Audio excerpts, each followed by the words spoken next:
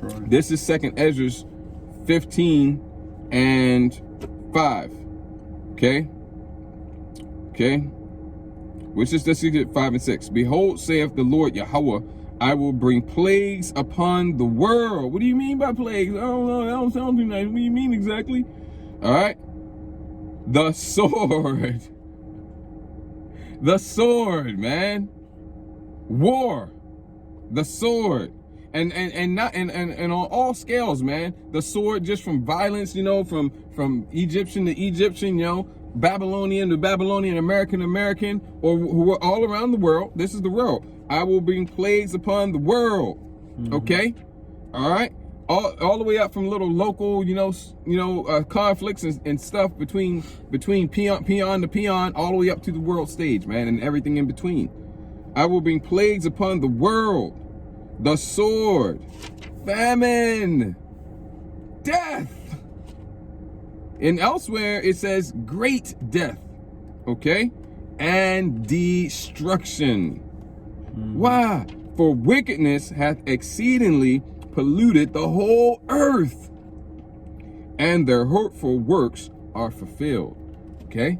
So we in that time, man. We are in that time. If you expecting things to turn around and get better, put down the crack pipe. That's right. Okay?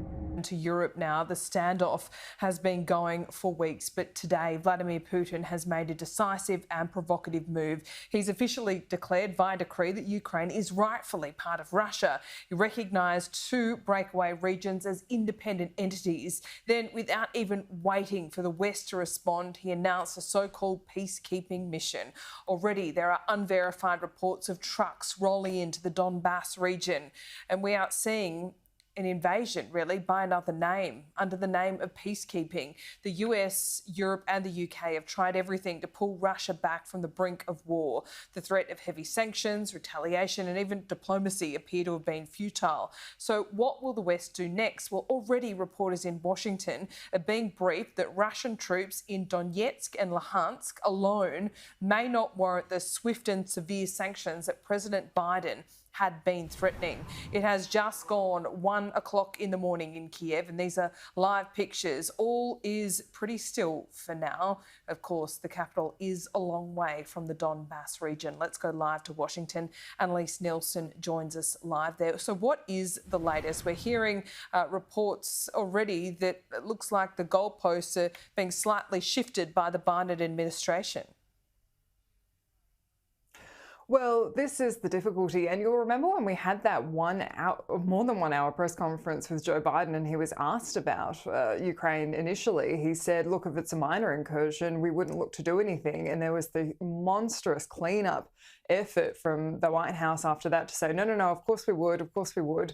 And what we're seeing here is that might actually be exactly what's coming out to play. What we've seen from the Biden administration is a response saying, we're going to stop any US citizens engaging in trade or finance in the region. Lord knows which Americans would actually be operating there at the moment. And that's a major question mark hanging over what's their first response. But they have said that they are going to engage with sanctions tomorrow. We're expecting the UK to do the same. And so this is the response that we've seen so far. But this is all in reaction to what you've laid out there quite well about the actual game plan that's been laid out by Vladimir Putin. This hasn't been an overnight invasion with troops all of a sudden on the ground.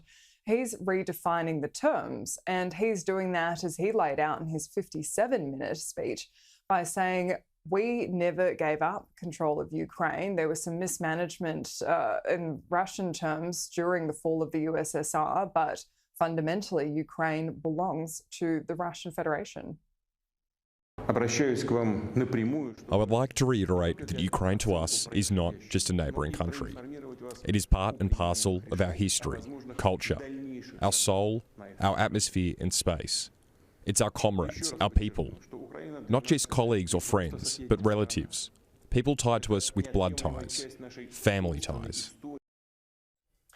So we have had a couple of statements come out from the White House now beyond that briefing phone call with the senior administration official, and what they're saying is that they are in contact with their allies, with France, with Germany, but they've also had a phone call of at least half an hour with Ukrainian President Zelensky. After that, they put out a statement saying President Biden strongly condemned Russian President Putin's decision to purportedly recognize the, quote, independence of the so-called DNR and LNR regions of Ukraine. He updated President Zelensky on the United States response, including our plan to issue sanctions. But this isn't the strong response that was promised that would automatically be triggered. The US mirrored the UK in saying that there were going to be harsh sanctions as soon as the first boot crossed the border. This is plainly in breach of international law. It's a violation, a flagrant violation of the sovereignty and integrity of Ukraine. It is a repudiation of the Minsk process and the Minsk agreements, and I think it's a very ill omen and a very dark sign. And Ukrainian President Vladimir Zelensky has, I'm getting all my words mixed up. The Ukrainian President Zelensky has said that they're going to speak to the United Nations Security Council. There's been a number of urgent representations made by Ukraine about this, and he's just put out a tweet saying, after the NSDC meeting, discussed the current situation with Boris Johnson. Now we are urgently preparing an address, and after that, talks with the EU president and also Erdogan. And so this shows just how far-reaching they are going in trying to push back. But the question is going to be, once they let them take over these two regions, which seems all but certain to happen now, what is the rest of the world going to do next? Yeah, that's right. And what does Russia do next as well? Does it make further incursions? Annalise, it's just gone 1 a.m. in Kiev. It's getting late there in Washington. Can we expect really nothing to happen until tomorrow morning? It seems like that's the plan. It seems like that they're going to watch what happens next. There was some discussion around President Biden making a statement this afternoon, but it seems like for their part, they're waiting to see what these peacekeeping troops look like. And a lot of that's to see how Putin's playing out with this complete rebrand of this invasion. We saw those party scenes that they've been broadcasting on state media in Russia. They're trying to make out like this is a celebration and a homecoming. Of course, looks like it was about 10 or 20 people, nothing of any of the independent reporting we've seen from the region, but it doesn't look like we're going to have a strong response from either side tonight. Because it ain't going to happen, man. And if it looks like it's happening, that's all the more reason to be concerned. Because as it says in Scripture, when they shall say peace and safety, the words they use today, because that's just a translation, right? The synonyms that they use, the synonymous words that they use is stability and security. Those are the words they throwing around a lot today. When they say, hey, stability and security, then sudden destruction cometh upon them like labor pains upon a woman in travail with child. Yep. And I got that for you real quick. This is 1 Thessalonians 5 and verse 3. I started verse 1. 1 Thessalonians 5:1. But of the times and seasons, brethren, ye have no need that I write unto you. Because we know the times that we're in. It says, for yourselves know perfectly that the day of the Lord so cometh as a thief in the night. For when they shall say peace and safety. Stability and security. Yep, right, same thing. Because, they'll say peace and security or stability. They'll mix and match all those words, It says, for when they shall say peace and safety, then sudden destruction cometh upon them, as travail upon a woman with child, and they shall not escape. And that also applies to this pandemic too. Right. Oh, everything's opening up again. And it damn sure is, man. Mm-hmm. Restrictions are dropping, this, that, that, another, everything. And it is, man. I'm going around. I'm like, damn, I didn't even know that. I didn't even seen the inside of this place. Right. Now I get to see the inside of the place. Everybody's like peace and safety, peace and security and stability. Yep. Everything's good. Yeah, we turn the corner. We're cheerio, Right. Mm-hmm. Hey, man, then sudden destruction. The goddamn devil got something up his sleeve, man. We got more coming on that when we get to the pestilence. All right. Precept. Yeah, go ahead, bro. 2 Ezra 16 and verse 17. Woe is me, who will deliver me in those days? It says the beginning of sorrows and great mourning. I'm gonna let you know something, man. The beginning of sorrows is already past, man. Right. We're well into the beginning of sorrows, man. Mm-hmm. Things are about to get turned up. That's right. It says the beginning of famine and great death. The beginning of wars. There's a great death. See? Yep. Go ahead. The beginning of wars. Great death, man. Yeah. And it means exactly that. As a matter of fact, that's an understatement. Mm-hmm. Okay? Prepare to see, you know, if you survive, if you live long enough, prepare to see death on an unprecedented scale. That's right. Yeah. All right? I mean, that's pretty much the best way I can put it to you. Go ahead. It says the beginning of wars and the power shall stand in fear. The beginning of evils. Speaking of that, the power shall stand in fear.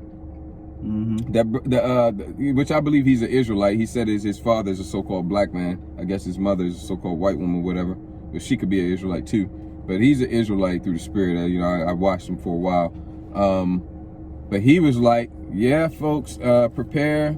You know, hey, he said, say, folks, I'm on the Paul kit, right? He's like, hey, guys, I know this sounds bad. I know this, I hate to say it, but prepare for governments to fall. Because everything's so interconnected, you know, but yeah, prepare for governments to fall. The power is so what? Read it again, bro. It says the beginning of wars and the power shall stand in fear.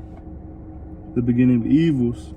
What shall I do when these evils shall come? Yeah. And you know, a change is coming to the society, man. You know, there's going to be a whole, like, this could Ukraine and Russia, if they do invade, if they don't, you know, it's still it's going to lead. Which technically, according to the definitions as they were, right,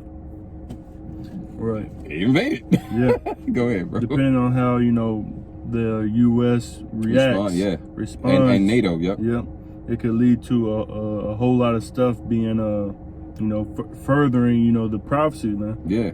Whether it happens tomorrow, which might go down. Yeah. You know, because also, like the brother, you had something. I didn't want to break your train of thought, bro. Oh no. You got it.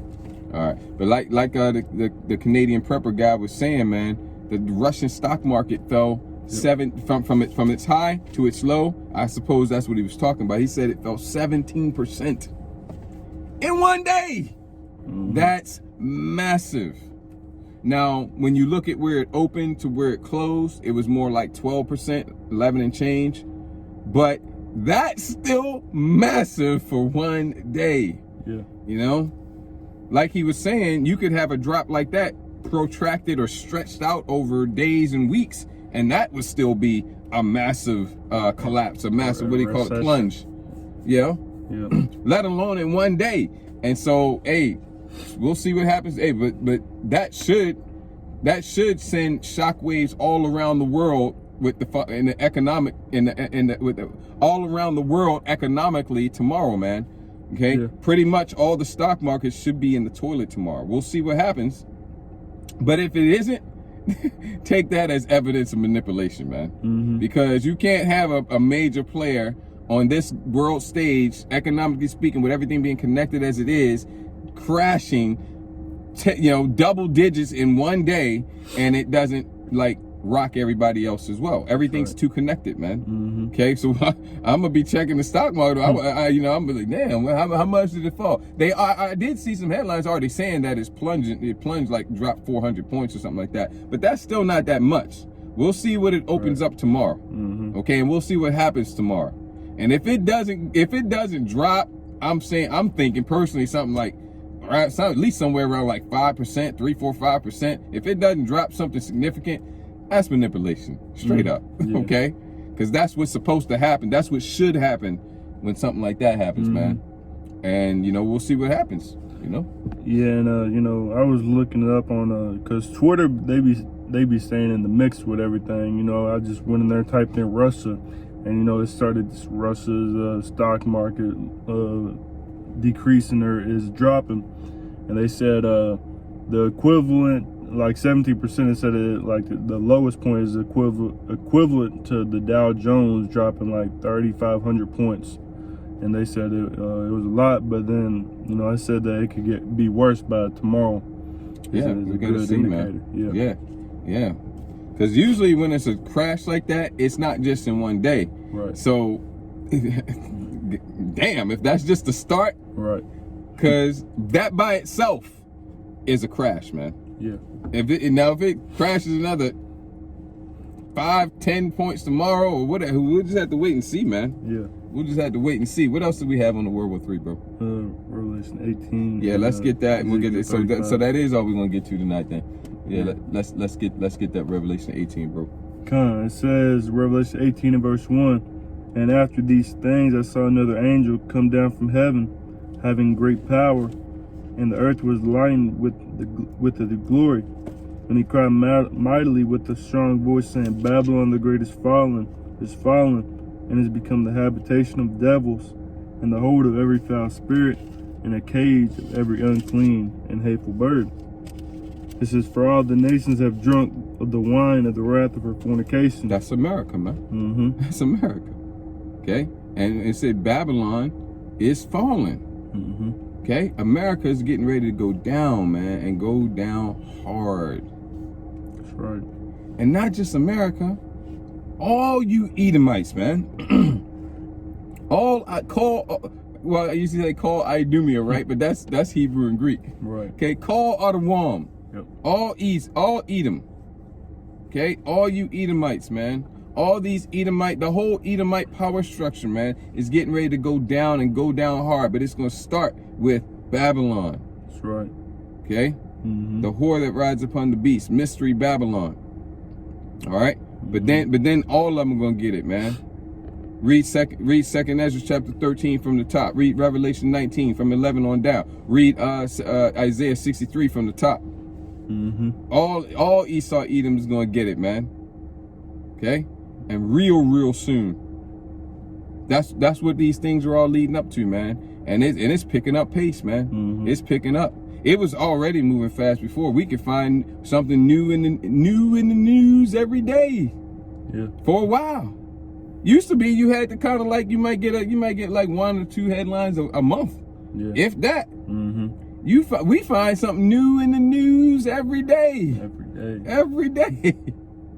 Now it's power plays. Yeah. Before it just it's something new, but it's just kind of like an update new, Yeah. Power plays, man. Power play Putin. You got some more? Yeah. It says, for all nations have drunk of the wine of the wrath of her fornication, and the kings of the earth have committed fornication with her, and the merchants of the earth were waxed rich through the abundance of her delicacies. Yeah, tell me how this fits the Vatican. Okay?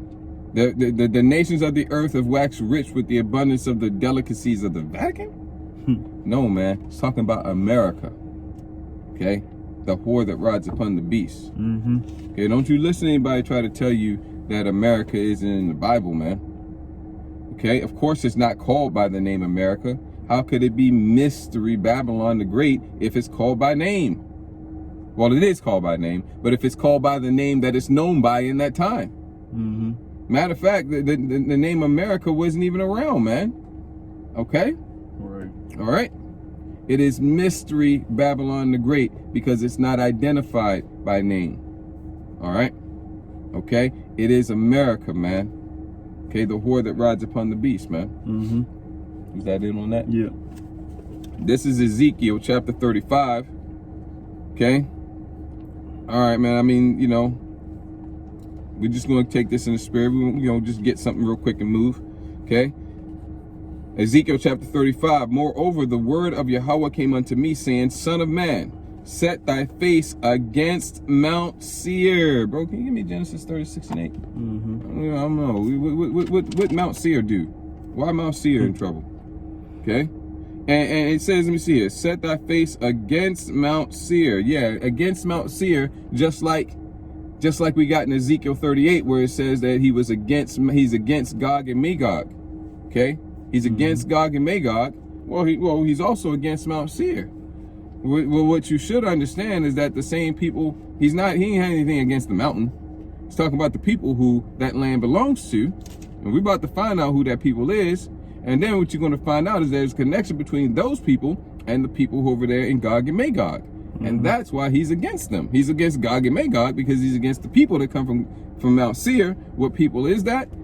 Go ahead, bro. Genesis 36 and 8. Genesis 36 and verse 8. Thus dwelt Esau in Mount Seir. Esau is Edom. Thus dwelt Esau in Mount Seir. Esau is Edom. So when he says he's against Mount Seir, set thy face against Mount Seir, not talking about the mountain, not talking about that land, that region. He's talking about the people who that region is belonged to, that land has been given to, which is Esau, Edom, the Edomites.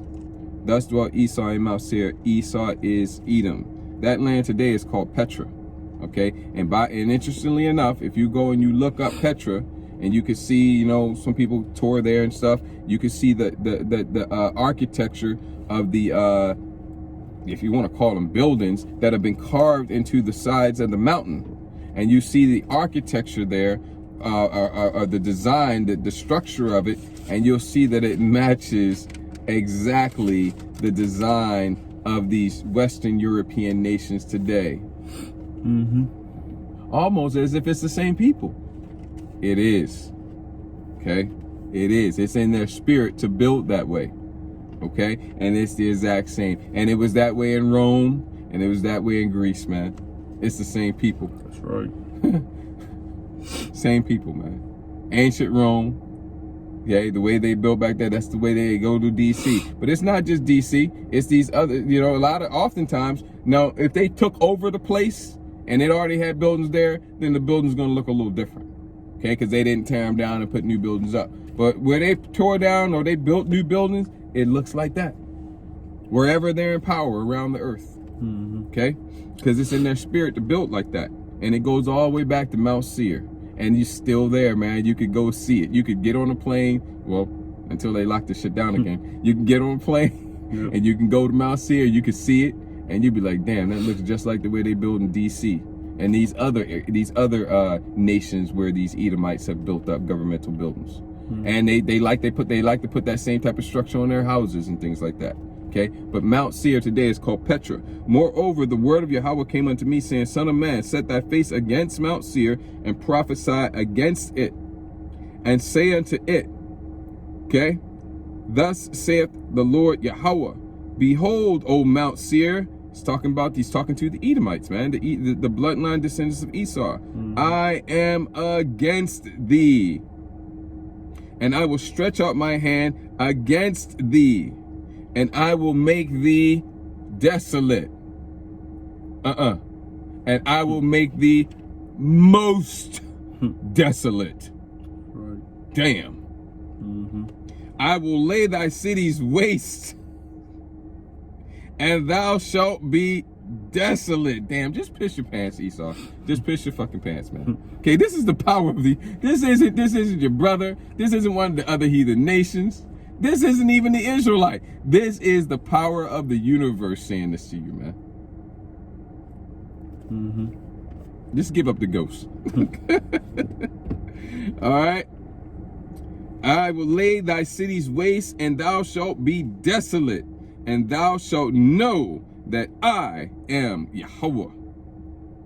All right. Because thou hast had a perpetual hatred, and has shed the blood of the sons of Israel by the force of the sword in the time of their calamity. You can read about that in Amos chapter 1, about the 11th verse. You can read about that in the book of Obadiah. Okay? Right around like 10th verse on, somewhere down on there. You know, 10th, 11th, 12th verse on down. Thou should not have.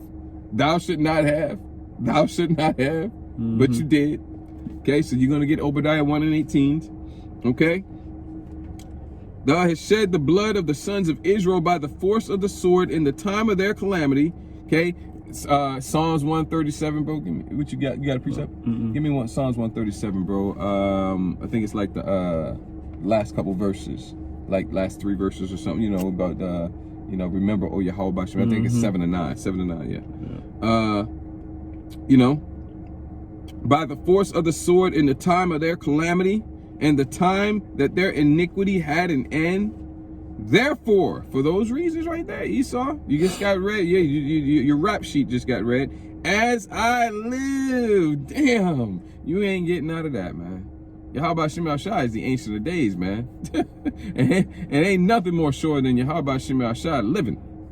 Therefore, as I live, saith the Lord Yahweh, I will prepare thee unto blood.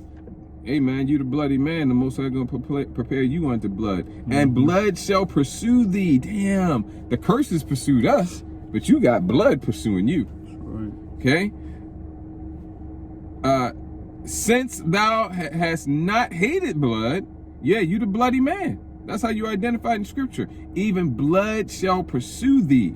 Thus will I make Mount Seir most desolate. Double back on that one. And cut off from it him that passeth out, and him that returneth. And I will fill his mountains with his slain men in the hills and in the valleys, and in all thy rivers shall they fall that are slain with the sword.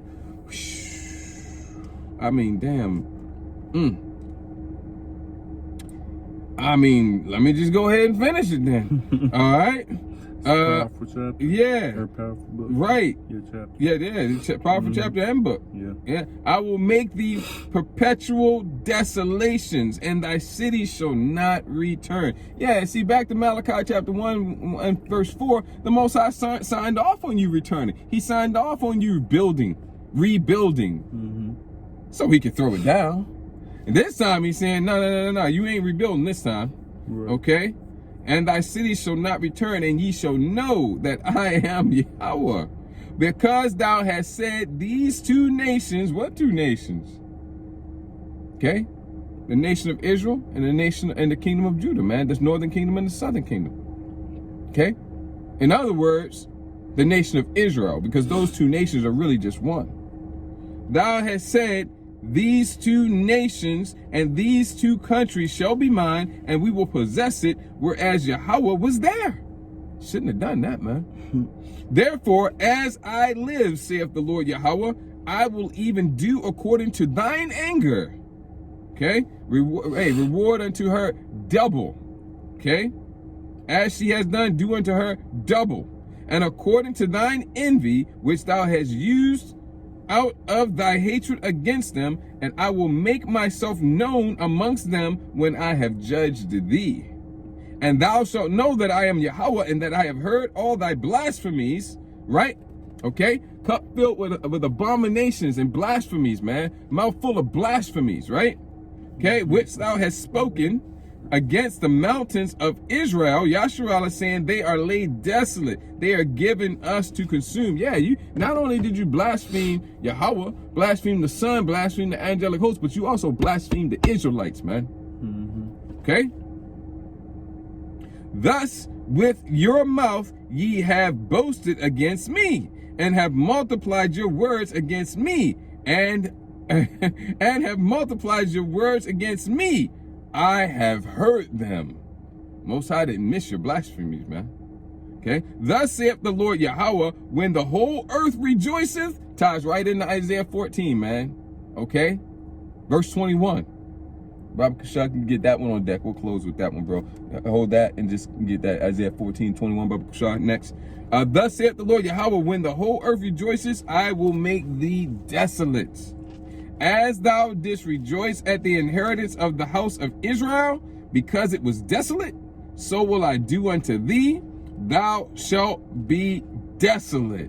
Damn. O Mount Seir, and all Idumea, which that word shouldn't even be in the Old Testament, man. That's a Greek word. Okay, but they put that in there to just kind of throw you off a little bit. Even all of it, it's talking about the same people. Talking about Idumea is the Greek way of saying Edom.